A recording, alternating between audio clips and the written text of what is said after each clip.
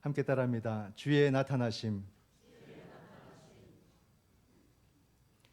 지난주부터 해서 우리가 주현절을 보냅니다. 교회력의 출발은 대림절부터 시작이 되어서 주님의 그 오심을 우리가 강력하게 우리 신앙으로 경험하는 그런 시간들을 보내었고요.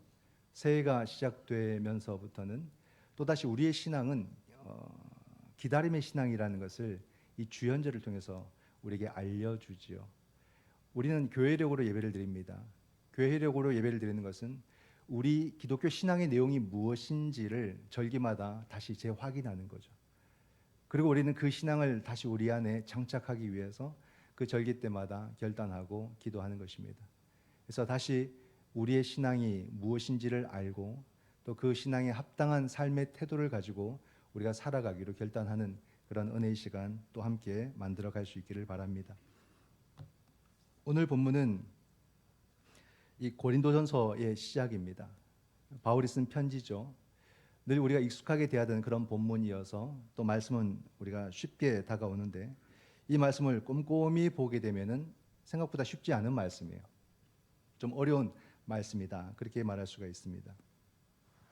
7절 말씀을 보면 너희가 모든 은사에 부족함이 없이 우리 주 예수 그리스도의 나타나심을 기다림이라. 우리 주 예수 그리스도의 나타나심이라고 말하고 있습니다. 이게 무슨 뜻일까라는 겁니다.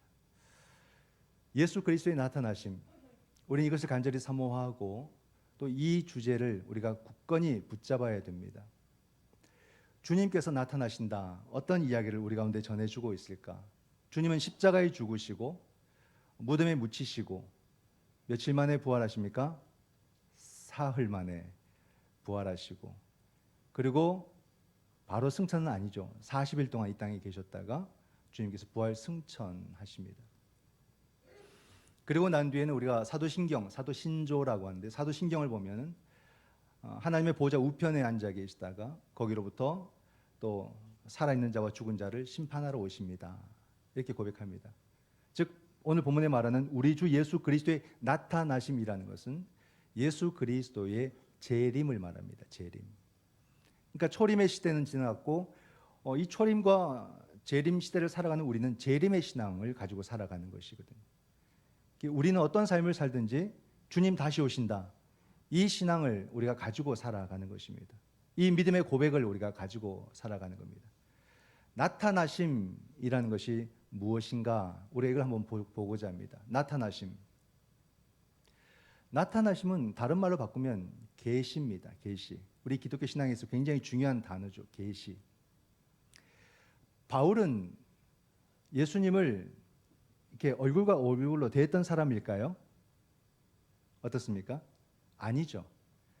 얼굴과 얼굴로 대하지는 못했습니다. 바울은 유대교의 특심이었습니다. 정말 열심이었고 그 열심 때문에 바울은 교회를 핍박하는 사람이었어요. 그랬는데 그 바울이 어떻게 기독교의 인물 중에 핵심 인물이 되고 기독교의 그 신앙을 교리적으로 정리한 사람이 되었을까라는 거예요. 모태신앙으로 쭉 살아오더라도 이런 결과물들, 이런 열매를 맺기가 쉽지 않은데 한평생 유대교에 열심을 내면서 교회를 핍박하는데 자기 모든 에너지를 쏟다가 나중에 그가 어떻게 교회의 가장 핵심 인물이 되고 또 이 기독교 신앙의 모든 내용들을 정리하는 사람이 되었을까? 바울은 자기가 알고 자기가 말하고 자기가 기록한 그 모든 것은 그리스도로부터 계시로 받았다. 이렇게 말합니다. 계시로 받았다. 갈라디아서 1장 12절 말씀을 보면 이는 내가 사람에게서 받은 것도 아니요 배운 것도 아니요 오직 예수 그리스도의 계시로 말미암은 것이라. 이 당시 예루살렘 교회의 두 기둥이라고 할 수 있는 사람은 바로 베드로와 야고보 사도입니다. 그럼 바울은 그 베드로와 야고보에게 그리스도에 대해서 말씀을 배웠을까? 배우지 않았어요. 수제자 베드로에게도 배우지 않았고요. 또 야고보, 이 야고보는 어떤 야고보일까요? 12제자 야고보는 아니에요. 순교했습니다. 예수님의 동생 야고보예요. 그러면 동생이니까 예수님과 삶을 더 많이 함께 했을 것이고 그 가르침에 대해서도 많이 알고 있기 때문에 야고보 사도가 바울에게 가르쳐 줄 수도 있었겠지만 그게 아니었어요. 바울은 그 누구도 아니라 오직 예수 그리스도께서 자신에게 친히 계시해 주셔서 내가 이렇게 말하노라, 내가 이렇게 기록하노라 그렇게 말합니다. 그럼 바울이 경험했던 그 계시의 내용은 무엇입니까? 그게 바로 이런 다메섹 사건이에요. 다메섹 사건. 그래서 예수 그리스도 부활의 주님을 만난 거죠. 부활의 주님. 그 부활의 주님의 체험. 고린도전서 15장에 보게 되면 바울이 직접 예수 그리스도의 부활을 체험한 만난 사람들의 이름을 막 기록합니다. 쭉 기록하던 가운데 끝에 가서 만삭이 못 되어서 태어난 나 같은 자에게도 그리스도께서 친히 보이셨다 이렇게 말합니다. 이것이 바울에게는 엄청난 충격적인 사건이었던 거예요. 그 사건이 사도행전 9장에서 나타났고 나중에 사도행전 22장에서도 말하고 26장에서도 다시 말합니다. 자기에게는 잊을 수 없는 사건이에요. 그 사건이 자기의 모든 실존을 싹 다 바꾸는 그런 사건이었던 겁니다. 그러므로서 그가 진정한 그리스도인으로 다시 태어난 그런 계기가 된 것이고 그로 말미암아 그리스도와 교통하고 그리스도와 소통함으로써 그리스도의 그 오심과 그리스도의 사역과 그리스도의 다시 올리우심이 어떤 의미인지를 누구보다도 더 깊이 깨닫고 이해하게 된 겁니다. 그럼으로써 자신의 그 은사 가운데서 그걸 정리하는 거죠. 이것도 하나의 은사예요. 은사. 놀랍습니다. 바울이 고백한 예수님은 어떤 분이냐면 우리 주 예수 그리스도 이렇게 말합니다. 이 말이 유사하게 계속 반복되거든요. 그리스도 예수, 예수 그리스도, 우리 주 예수 그리스도 이렇게 표현됩니다. 바울은 예수님을 그리스도라고 표현했어요. 그리고 주라고 표현합니다. 주라는 것은 헬라어로 퀴리오스입니다. 예수라는 것은 사람의 이름으로서 예수죠. 그리고 그리스도는 뭡니까? 메시아를 헬라어로 바꾸면 그리스도가 되는 겁니다. 퀴리오스라는 말은 아무에게나 쓰는 말이 아니거든요. 그것은 생명에 대해서 죽일 수도 있고 풀어줄 수도 있고 생명에 대한 여탈권을 가진 사람, 바로 황제에게 쓰는 호칭입니다. 그래서 황제에게 퀴리오스라고 말을 하는데 놀랍게도 이 그리스도인들은 그것을 황제에게 쓰기보다 저 예수라는 사람에게 썼다는 말입니다. 이게 얼마나 여러분 놀라운 일인지 아십니까? 오직 황제에게만 써야 될 그 호칭을 저 나무 십자가에 달렸다가 부활하신 예수님에게 쓴 겁니다. 놀랍죠? 왜 그들이 예수님에 대해서 그렇게 호칭을 강력하게 쓰고 있냐면 고집스럽게 유대 종교 지도자들과 로마의 정치인들에 의해서 예수님은 십자가형을 당하게 되었어요. 그들은 예수라는 자가 이 땅에서 없어지기를 원했던 겁니다. 그래서 그들은 예수님을 십자가로 내어 보내는 판결을 하게 되고 그들의 뜻대로 예수님은 역사에서 사라지게 됩니다. 완전히 이제 보이지 않는 존재가 되어버린 거죠. 그래서 그들은 자신의 뜻을 이루었다고 생각을 했어요.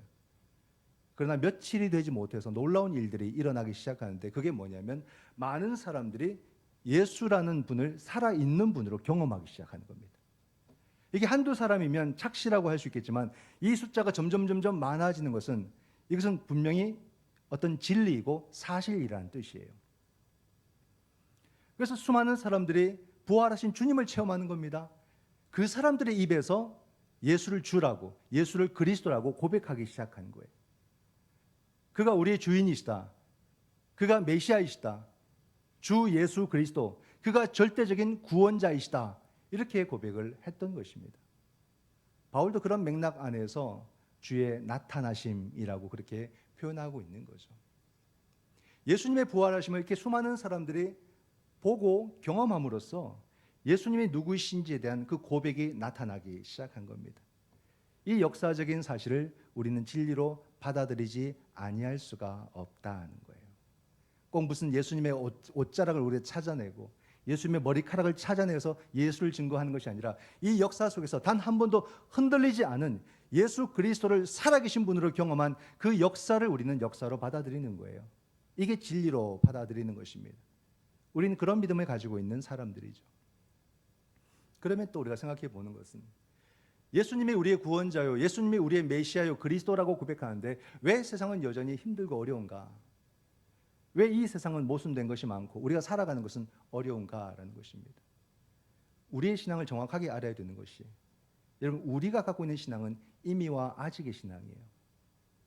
이미 예수 그리스도께서 구원을 이루셨지만 하나님의 나라가 아직 도래하지 않았기 때문에 우리는 그 사이를 살아가고 있기 때문에 아직도 모순을 경험하게 되고 어려움을 경험하게 되고 어떤 신앙의 그런 어떤 혼돈을 우리가 경험하게 되는 것입니다. 우리가 새벽에도 제가 말씀을 드렸지만 요한도 분명하게 말했어요. 우리 안에 이미 영생이 있다는 것을 너에게 알게 하기를 원하노라. 우린 유한한 존재로 이 땅을 살아가지만 사도들은 분명하게 말합니다. 우리가 영생의 존재다. 이 영생이 지금 현재적으로 예수 그리스도로 말미암아 우리에게 허락된 은혜이다. 이렇게 말합니다. 하지만 아직 우리가 거기에 대한 온전한 열매를 맺지 못한 상태이지 우리는 영생의 존재라는 겁니다. 그러니까 사도들은 그러한 우리의 모든 삶 속에 예수 그리스도께서 반드시 다시 나타나셔서 이 모든 것을 완성하실 것이다. 이렇게 이야기를 합니다. 초대교회 왜 우리가 늘 그렇게 이야기를 하냐면 이 초대교회 성도들의 믿음이 정말 대단하기 때문에 그래요. 그냥 뭐 나눔을 몇 번 했고 뭐 몇 번 경험을 했고 이것이 아니라 정말로 힘들고 어려운 그런 상황 속에서도 그들은 예수 그리스도의 나타나심과 예수 그리스도께서 오셔서 이 세상을 완성하시고 생명을 완성하실 것을 갈망했다는 겁니다. 이걸 신앙으로 갖고 있던 사람들이에요. 그리스도께서 오실 것이고 그가 오시면 모든 것을 완성하실 것이라는 그 갈망, 그 에너지를 신앙으로 갖고 있던 사람들이 초대교회 성도들입니다. 이게 참 놀라운 겁니다, 여러분. 그냥 주님이 오셔서 그냥 세상이 나중에 완성된다가 아니라 예수 그리스도로 말미암아 세상이 완성된다. 이 믿음을 그들이 이미 갖고 있었다는 말이죠. 다른 종교에도 이와 같이 말하는 그런 종교는 많습니다. 세상이 완성될 것이다. 세상은 완전한 행복에 이를 것이다. 극락에 이를 것이다. 모든 종교에서 다 그런 것을 이야기하지 않습니까? 사람들이 부족하고 연약하고 두려우니까 종교들이 만들어지게 되고 그 종교들은 그런 꿈을 사람들에게 불어 넣어줍니다. 생명의 완성, 이 종교에서는 이렇게 완성된다고 말하고요. 저 종교에서는 저렇게 완성된다고 말하고 각자가 자신들만의 방식으로 생명이 완성되고 세계가 완성된다고 말을 합니다. 오늘날에는 생명이 무엇을 통해서 완성될 것처럼 보입니까, 여러분? 과학이죠, 과학. 지난 한 주간 볼거리가 상당히 많았어요. 뉴스거리가.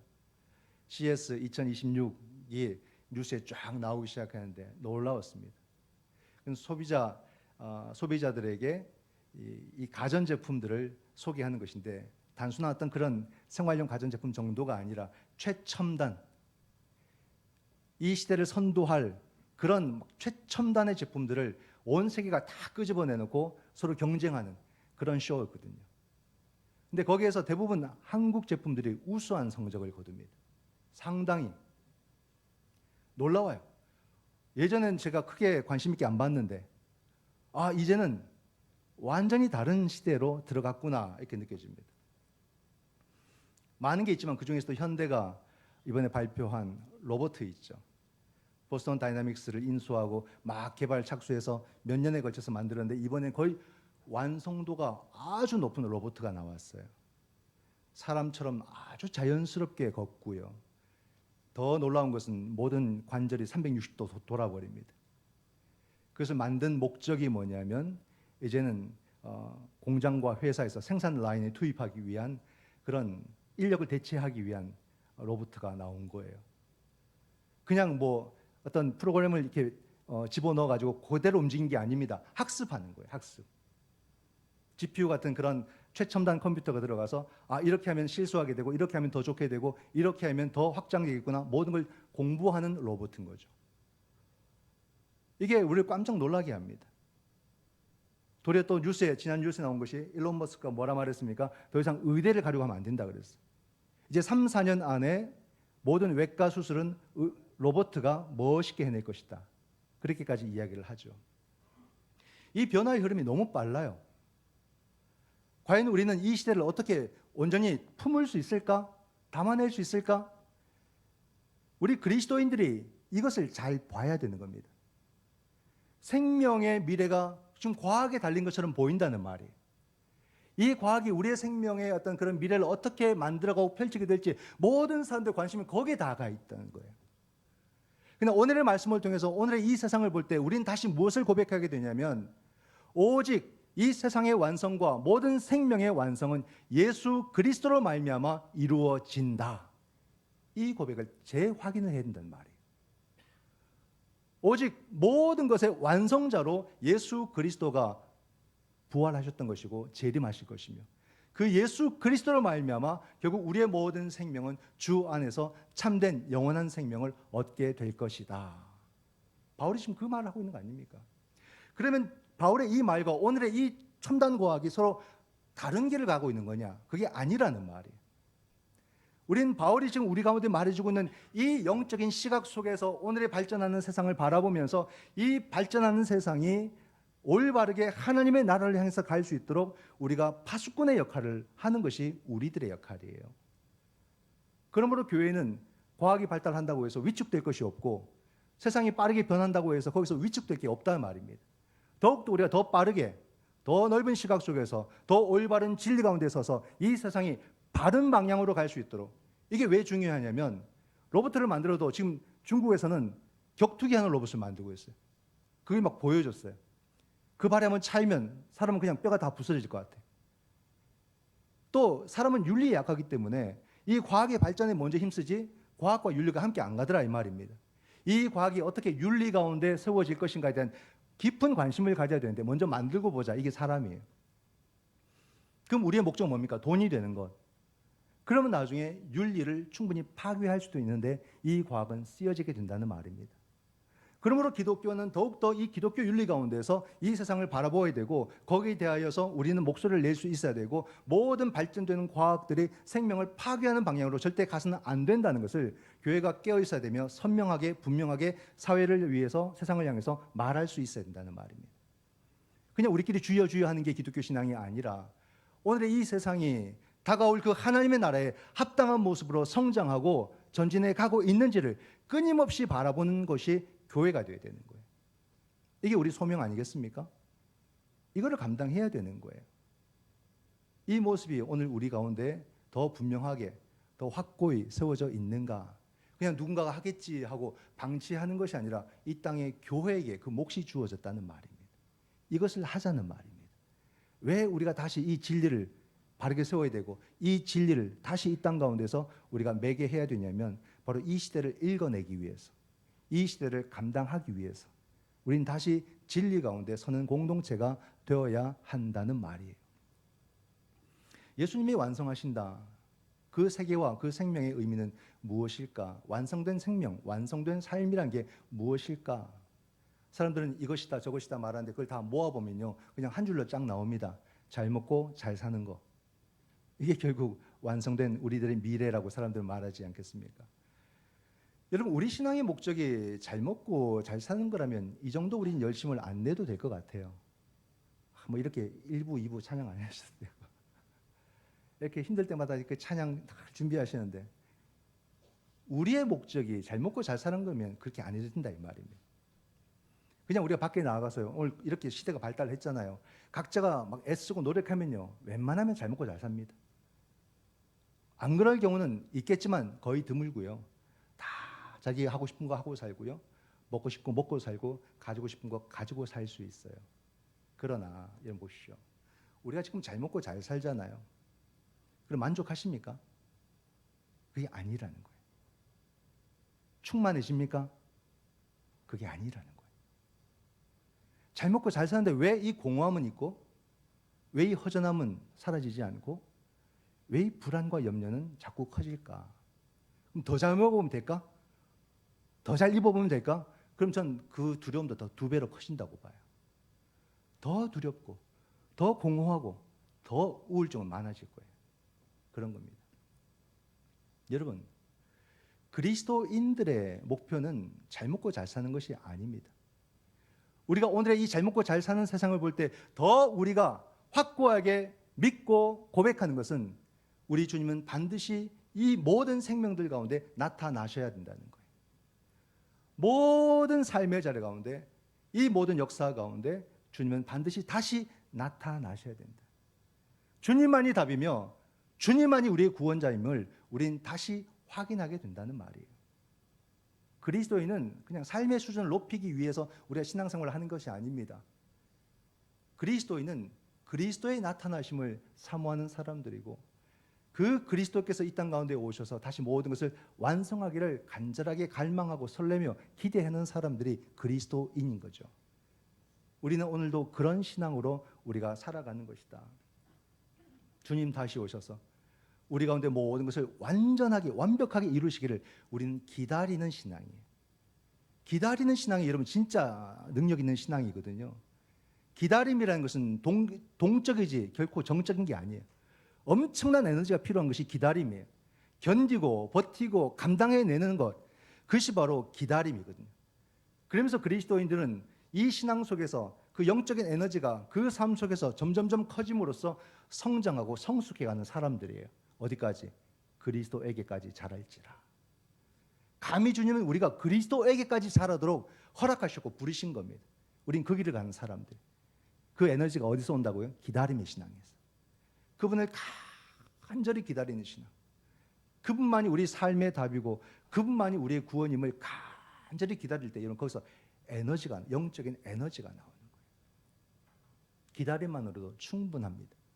올 한 해 우리 모두가 함께 예수 그리스도를 기다리는 신앙 속으로 깊이 들어갈 수 있기를 소망합니다. 근데 여러분 이게 쉽지가 않아요. 기다림이라는 것이. 성경에도 보면 이 믿음의 조상들이 하나같이 가진 신앙이 기다림의 신앙이에요. 구약은 온전히 기다림만으로 끝나버렸어요. 그들은 주님을 경험하지 못했잖아요.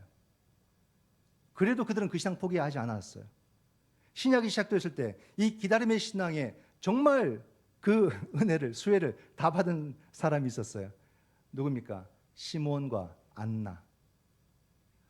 그들도 그리스도를 기다리는 가운데 정말 아기 예수를 안아보잖아요.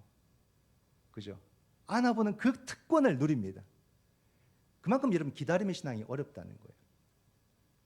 그 기다림의 신앙을 가능하게 하는 것이 뭔지 아십니까? 그게 바로 교회입니다. 교회. 혼자서 할 수 없는, 혼자서 감당할 수 없는 그 어려운 순간순간들을 우리가 함께 함으로써 그 기다림의 신앙을 가능하게 만들어주는 거예요. 시몬도 안나도 한평생 교회 가운데 있었어요. 그들이 무엇을 다른 것을 했다 성경은 언급도 안 합니다. 그러나 그들은 교회 공동체를 떠나지 않았고 그 기다림의 신앙 속에서 예수 그리스도를 영접하였다 말하죠. 여러분, 우린 죽어나서나 교회로 나오셔야 돼요. 이 교회 공동체가 얼마나 소중한지를 좀 알아야 되고 더 겸손히 교회로 나와야 됩니다. 여기서 우리의 삶을, 운명을 같이 해야 되는 거예요. 오늘날 교회에 안 나오는 그리스도인들을 뭐라고 부릅니까? 가나안 성도라고 하죠. 왜 가나안이랍니까? 안 나가요. 그래서 그걸 뒤집어서 가나안, 좋은 말로 좀 바꿔보려고. 참 씁쓸하죠. 얼마나 교회에 상처를 받았으면, 얼마나 속상했으면 안 나올까 이해는 돼요. 그러나 결코 동의할 수는 없다는 겁니다. 우리가 이러나 저러나 여러분, 우리의 삶은 교회와 함께 해야 돼요. 단순히 교회를 사람의 공동체라고 보시면 안 됩니다. 왜 주님께서 성령을 통해서 이 땅에 교회가 태어나게 했는지 그걸 알아야 되는 거예요. 교회의 머리는 예수 그리스도라고 있고 이 교회의 모든 생명은 성령이십니다. 성령께서 교회를 허락하신 것이고 그 안에 각자 연약한 사람들이 모여서 성령의 은혜로 그 모든 것들을 감당해 오는 것이 교회 아닙니까? 나는 부족해도 우리는 연약해도 우리가 성령의 역사 속에서 이 공동체를 지금까지 이끌어왔고 또 앞으로도 우리는 갈 것이기 때문에 우리는 결코 이 교회 공동체를 떠날 수가 없는 거예요. 잠시 떠나 있다면 다시 찾아야 돼요, 여러분. 반드시. 그래서 오늘 우리 교회도 이 한 해가 출발점이 되기를 바라는데 가능제일교를 떠나 있는 교회를 찾지 못하고 있는 가난한 교인이 있다면 다시 여러분 우리가 그들을 부르는 시간들을 반드시 가져야 되고요. 그들 외에도 우리 주변에는 가난한 성도들이 너무 많아요. 한 사람 건너 한 사람이 아마 가난한 성도일 겁니다. 우리가 해야 될 일은 그들이 다시 교회를 찾도록 도와주는 일을 해야 됩니다. 그들이 다시 교회를 회복하도록. 교회가 뭔지, 그래서 여러분 교회론이 중요한 거거든요. 오늘날 목회자들이 교회론에 집중을 안 합니다. 이게 참 많은 문제가 되고 있는데, 다시 교회가 무엇인지를 우리가 회복한다면 우리는 모든 사람들을 주께로 인도하고 정말로 이 시대를 감당하고 이것을 우리가 한 운명으로 알고 함께 이 역사들을 이루어 나아갈 것이다. 이게 참 귀하죠. 오늘 바울도요, 보십시오. 고린도 교회를 막 칭찬합니다. 5절에 보면 이는 너희가 그 안에서 모든 일 곧 모든 언변과 모든 지식에 풍족함으로 당신들이 나누고 대화하는 모든 것들이 너무 귀합니다. 그런 거예요. 그리스도의 증거가 너희 중에 견고하고 당신들은 복음을 온전히 나누고 있군요. 너희가 모든 은사의 부족함이 없이 우리 주 예수 그리스도의 나타나심을 기다림이라. 당신들은 정말 놀라운 기다림의 공동체입니다. 그죠? 그러면서 8절에 주께서 너희를 우리 주 예수 그리스도의 날에 책망할 것이 없는 자로 끝까지 견고하게 하시리라. 바울은 고린도 교회를 향해서 우리는 끝까지 여러분 책망할 것이 없는 교회 공동체가 되기를 바랍니다. 그 얘기를 하죠. 어떤 것이 우리 가능제일교회가 책망할 것이 없는 교회 공동체의 모습을 가지는 것일까? 먼저는 은사의 부족함이 없어야 된다 이렇게 말합니다. 그리고 끝까지 그리스도께서 나타나심을 사모하는 공동체가 되어야 된다. 여러분 올 한 해는 우리 모두가 은사를 부족함 없이 사용하는 그런 교회요 성도가 되시기를 바랍니다. 교회에서 하는 모든 일들도 다 은사고요. 우리 장로님 막 다 언급을 기도하시면서 하셨는데 그게 다 은사고요. 또 우리가 직장, 직업도 은사고요. 그리고 우리 가정의 모든 일들도 다 은사입니다. 이 은사를 하나님이 우리에게 주신 줄 믿으십니까? 이걸 믿는다면요, 이 은사를 우리는 최선을 다해야 되는 거예요. 은사를 여러분 우리가 우유부단하게 사용하는 게 아닙니다. 그건 은사에 대한 오해인 거예요. 은사는 내가 마음대로 이렇게 넣었다 뺐다 할 수 있는 게 아니라는 말입니다. 성령께서 주권적으로 우리 가운데 필요한 그 은사를 허락하셨고 우리는 그것을 최선을 다해서 사용해야 되는 거예요. 우리가 그 은사를 사용하며 소홀하면 성령께서 거두어 가십니다. 이런 게 은사예요. 그럼 더 이상 그건 내게 아닙니다. 빼앗기고 마는 거예요. 사사기약을 다 보여주잖아요. 우리에게 은사를 주셨다면 그 은사를 여러분 정말 달아 없이도록 써야 됩니다. 사용해야 됩니다. 그 은사를 사용하면은 부족함도 없어야 되고 불만도 없어야 되고 충만하고 감사가 넘쳐야 돼요. 교회 일이 어디 쉽습니까? 어렵죠. 그러나 여러분 은사에 충만한 분들 한번 보세요. 얼굴에 미소가 떠나지 않습니다. 불만으로 가득 차 있는 사람과 그것을 정말 즐겁게 감사함으로 감당하는 사람, 여러분 얼마나 차이가 납니까? 은사는 그렇게 쓰는 거예요. 목사로 비유를 든다면 저는 이렇게 말씀을 전하는 게 저의 은사 아니겠습니까?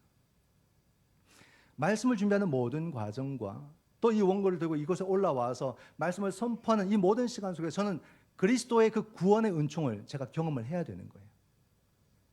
이 경험 없이 메마른 설교를 하고 성도들은 풍성한 은혜에 빠진다? 모순이잖아요. 준비의 모든 과정 속에서 또 선포되는 모든 과정 속에서 그리스도의 나타나심을 정말 간절히 사모하며 그 도구로 쓰임 받음에 정말 두려워하고 겸손하며 그 말씀을 선포하면서 함께 그리스도가 우리 가운데 임재하는 것을 경험해야지만 이 목회를 감당하지 기계적으로 절대 할 수가 없더라 이 말입니다. 여러분들의 악몽은 뭔지 모르겠어요. 저의 평생의 악몽은 예배 시간이 다 다가왔는데 원고가 안 끝났을 때 이런 꿈이 가끔씩 와요. 죽을 맛입니다. 막 땀이 막 나요. 아니면 원고가 사라졌거나. 왜 하나님은 그런 꿈을 주시는지 모르겠어요. 정말 힘듭니다. 그래서 간절히 구하죠. 이 은사의 부족함이 없도록 주님 도와주십시오. 온전히 감당할 수 있기를 원합니다. 최소한 내가 은퇴할 때까지 온전히 감당하기를 원합니다. 그 기도가 그냥 절로 나오는 거죠. 여러분 올 한 해도 우리 모두는 이 한 공동체 안에서 각자의 자리에서 각자의 은사를 힘써 부족함 없이 감당하고 우리 모두의 마음에는 우리 주 예수 그리스도의 나타나심을 다 같이 함께 사모하는 그런 한 해가 되시기를 축원드립니다.